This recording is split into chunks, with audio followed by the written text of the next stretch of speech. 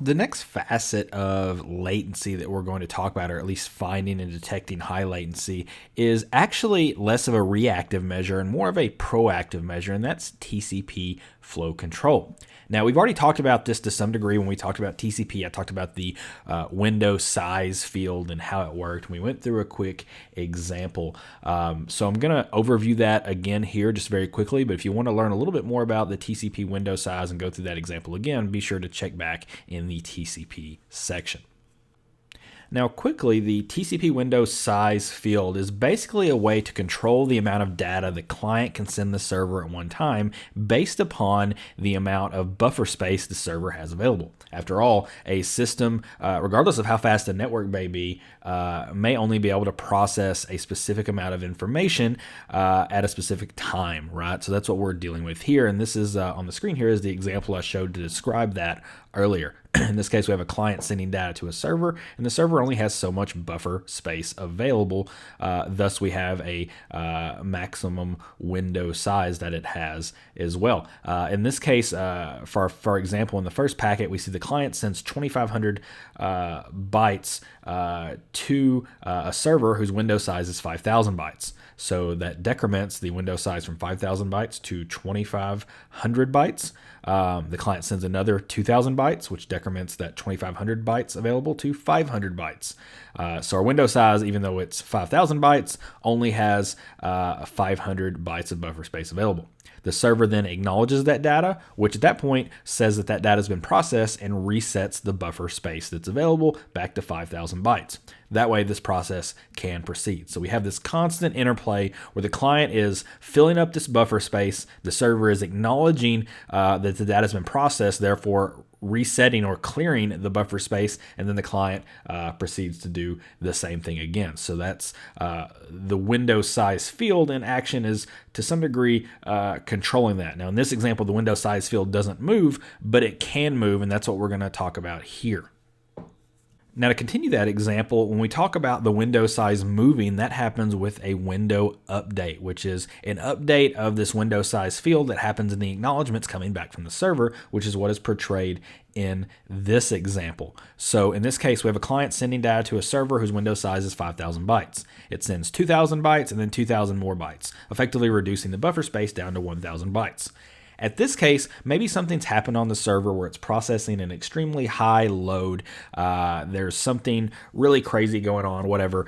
We don't know what it is, but for whatever reason, it needs to lower its window size, lower that available buffer space, and it does that by sending within its acknowledgement back to the client an update to that window size field, which it's updating. It's now 1,000 bytes. So in this case, the client adjusts appropriately and starts sending smaller chunks of data. In this case, it sends 800 bytes and then another 150 bytes, reducing the 1,000 byte buffer size first to 200 and then to 50 before an acknowledgement is received, and that buffer space is then clear. So same process of sending data, filling up a buffer, then acknowledging and clearing that buffer. But in this case, we've also updated that window size, reducing the maximum buffer space available that the client can fill up before that data is processed, effectively throttling the client back. And this is a predictive thing that allows the server to prevent packet loss or prevent high latency situations before they occur by controlling the amount of data it can receive at once. Now, the process of updating the window is something we've already talked about, but I want to go into a facet of that we've not talked about when we're talking about error recovery and things related to that, and that's a TCP 0 window scenario wherein the window size gets set to 0 and what happens there. So that's what I want to talk about now. So let's go through an example step by step here, where once again, similar to the last couple of diagrams, we have a client talking to a server, and we're concerned about the buffer space available and the window size. In this case, the server's window size or buffer space available is 500 bytes. The client sends 2,000 bytes to the server, effectively reducing the buffer space available to 3,000 bytes. The client sends another 2,000 bytes, reducing the buffer space available to 1,000 bytes. At this point, something happens on the server that causes it to get extremely busy or some type of error state where it's unable to process any more data. So not only does it send a window update to lower the window size, but it actually sets it to 0. So it sends the same window update, the same acknowledgement, but it updates the window size to 0 bytes. And if the buffer space available is 0, well, the client can't send the server any data because the server can't process it. So what does it do? In this case, to keep the connection alive, the client sends what are called TCP keep alive packets. And those keep alive packets, they do just that. They keep the connection open because TCP is a connection aware protocol. It has this sense of state, and we can't just stop it or we'd have to start a new connection. We don't want to have to retransmit all the data that we've already transmitted. So it sends these keep alive packets, which are not containing any data, but they're just keeping the connection alive. And those can occur. You can have a few of those that occur, and they will occur up until the point wherein the server sends a new acknowledgement back with a window update that has a non-zero byte value. So in this case, we have acknowledgement going back to the client with a window update back up to 1,000 bytes in this case, and that says to the client, hey, there's buffer space now available, and you can proceed to start sending data. Although it's a smaller window size in this case, but in this case, the client sees that and starts sending data again. In this case, it sends 150 bytes. So this is the concept of a TCP 0 window, which halts all communication, and then we have the ability to keep that communication or keep that communication channel open, keep it alive until a window update is received. Now, in this case, there's a couple of things that could happen here. One is what we see on this screen, wherein we have keep alives, and eventually the server recovers and we're able to continue transmitting data. And I want to show you the packets of that in a second. We also have a scenario where the server never recovers, and actually the keep alives eventually, you can only do that for so long, and eventually those expire out, and the server the communication dies altogether. So we have this 0 window state that eventually leads to failed communication. So I want to show you both of those examples next, actually at the packet level. I flipped over to the file tcp_0 window recovery.pcapng, and this is going to show the process we just described, or at least part of it, where the receive window on a data recipient drops down to 0, and then there's a very, very quick recovery. So this is one example, and then here in a minute we'll look at an example of a connection that died out because of a 0 window condition that never recovered. Now here we have two hosts. We have 192.168.0.20 and 192.168.0.30. In this case, .20 here is the server, and we see here we start immediately with some acknowledgments. So there was some data sent to the server that is not included in this capture. We start immediately once the server is acknowledging that data, and that's where you can start to see some interesting things happen. Notice that actually our first several packets are from the server, so from .20 to .30. Right here at the beginning, if we look over here at the top right in this first packet in the packet list window, we see that our window size is 8,760 bytes. You can also confirm that by going down here and looking at the calculated window size value in the packet itself in the TCP header, which I've expanded here. Now, of course, remember, this is a calculated field. We have a window size value and a window size scaling factor, and those are multiplied to get the calculated window size field, which is the one that actually tells us what the size is in bytes, and that's what's displayed up here in the packet list window. So we see we have an acknowledgement come back, and then we actually have a few acknowledgements come back. Looks like they're all acknowledging different data here, and in this case, the window size drops. So notice here we have window size of 8760, 5840, 2920, and then finally a window size of 0. And these all occur over a very short amount of time. So they were probably sent, all at once or really closely together, at least from the server side. And that's occurring because the servers has no buffer space available. Its receive window has to be set to 0 because it just simply can't accept data anymore. And we don't know why that's the case. We don't know what's going on there. Maybe a process is run rampant. Maybe another network communication is taking up all of its processing power. We just simply don't know. We know the problem does lie, in this case, on the server, and it can no longer receive data. So it lowers this window size very rapidly before getting to a window size of 0. Now, Wireshark adds a little bit of context in here. It sets the packet against a black background with red text. That's that typical Wireshark error state. It tells us in the info column that we have a TCP 0 window. Remember, that's not actually content of the packet itself. It's Wireshark doing that analysis for you and putting that information up where we can see it very clearly. And of course, if we do look at the window size value here, we can see it's 0. So that's how Wireshark is keying off that information there as well. If we go into the TCP analysis section here at the bottom, it will tell us that there is a warning in this case that the TCP 0 window was observed, and so we have that here, and we can also, of course, filter on that or look at the expert info window to find that sort of thing as well if we're dealing with a much bigger capture file.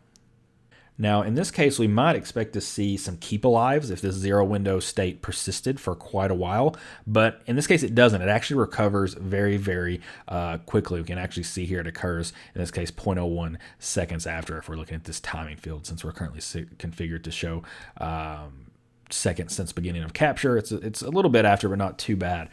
So we see immediately here we have another packet in packet 5 sent from .20 to .30. In this case, our window size has grown tremendously. Our window size is now 64,240 bytes, which is a nice, very healthy window size. So that tells us that whatever state was happening on the server that wasn't allowing it to receive information has now remedied itself, and data can begin being sent. And of course, we see that starting to occur here as early as packet number 6, where we have data being sent from packet 30 to 20, and we're all good. So this communication has recovered, and everything is back in a normal communicative state. We didn't actually even need, in this case, any keep alive packets because the state was so short. So whenever you see something like this, it could just be a temporary server hiccup. It may be something very intermittent that just happened and it recovered. So just one of these here or there, probably not a big problem. But if you see a lot of those, that's certainly going to be indicative of something weird going on that server. And you can often spot these, obviously, by looking for this 0 window state. So searching for the window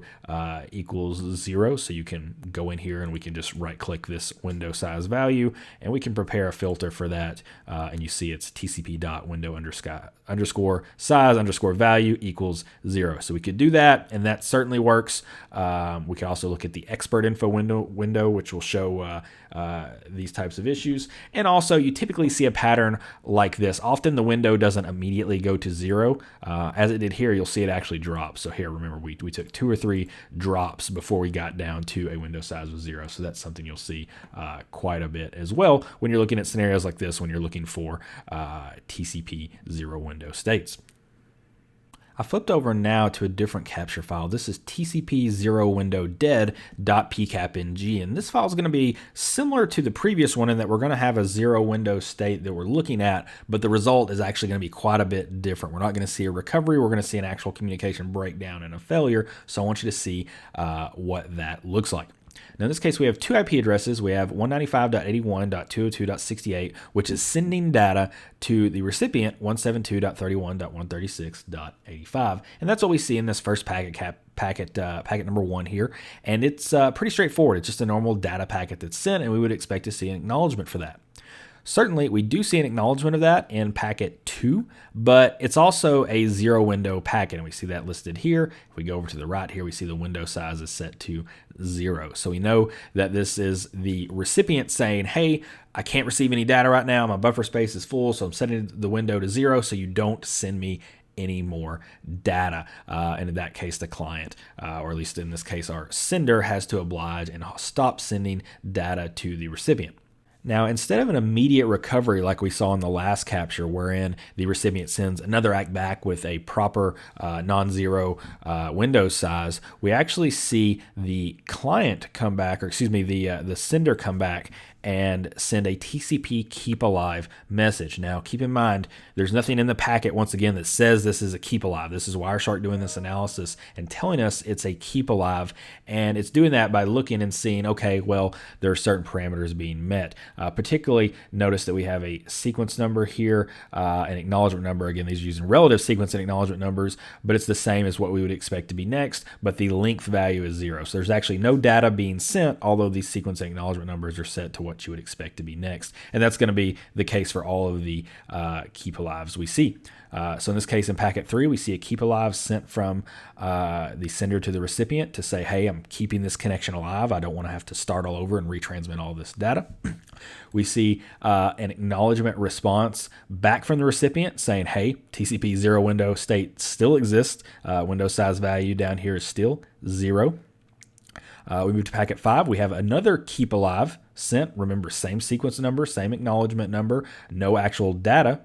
We have another 0 window being sent, and then this process repeats. So we have this process occurring, it looks like 3 times here. We have 1, 2, 3 keep alives, 3 0 window messages before the connection just dies. So there weren't any packets trimmed out of this. This was the end of it. So we had a lot of communication before this, and then all of a sudden everything died with these 7 packets you see here with this, or 8 packets. So with this last bit of data transmitted, the 0 window, and then the retransmissions, and nothing happened. Now, there's an interesting thing to note here. You might think this happens pretty quickly, but it doesn't. Look over at our time window here, and notice we have some pretty big time deltas between some of these packets here. And I believe if we go to our time display format, we're set to second since previous captured packet. But I'm going to go ahead and change that to second since beginning of capture. And notice here how much time has elapsed. This is almost 24 seconds that this communication has been halted. And that is forever in terms of network communication. Can you imagine, this is port 80, you're trying to browse to a website and all of a sudden everything stops and you're sitting there and nothing's happening for 24 seconds. Chances are you're probably not even going to wait that long. You're probably going to close out of the window or hit refresh or try to open it up in another browser. Maybe start checking to see if your internet is down, if you think that's the issue. You're going to be recognizing that there's some kind of issue well before 24 seconds. But in this case, that's exactly what's happening. And you'll notice our time values are increasing quite a bit. So if I go back to time display format and show second since previous captured packet, you see the first keep alive is sent 3.4 seconds, and then 6.8 seconds, and then 13.5 seconds. So we're dramatically increasing those time periods, which leads to that 24 time second delta. So pretty neat to see this in practice. This is exactly what you would see on the wire if there was a problem on the recipient or the server or whatever terminology you want to use, but namely the communication recipient. If there's a problem there and it is no longer able to receive data, you would see an issue like this, where the 0 window mechanism is used to indicate that no more data can be sent, and keep alives are sent, but unfortunately the 0 window state never recovers and the communication stalls out. In this case, all this previous data would probably have to be resent in a new connection stream in order to get to the destination that it needs to get to. So to sum up our discussion here about 0 window states as it relates to TCP flow control, note that this occurs when the server is unable to receive data from the client. We use the term server client here. You could really just say whenever the recipient is unable to receive data sent from a transmitter in this case. So this is pretty clear cut. It's a bit of a predictive thing. That's what the sliding window is. It's meant to slow down communication so you don't have lost packets. But we do have this 0 window feature that does allow communication to briefly halt until it can be picked back up or whatever issues occurring on the server can be resolved.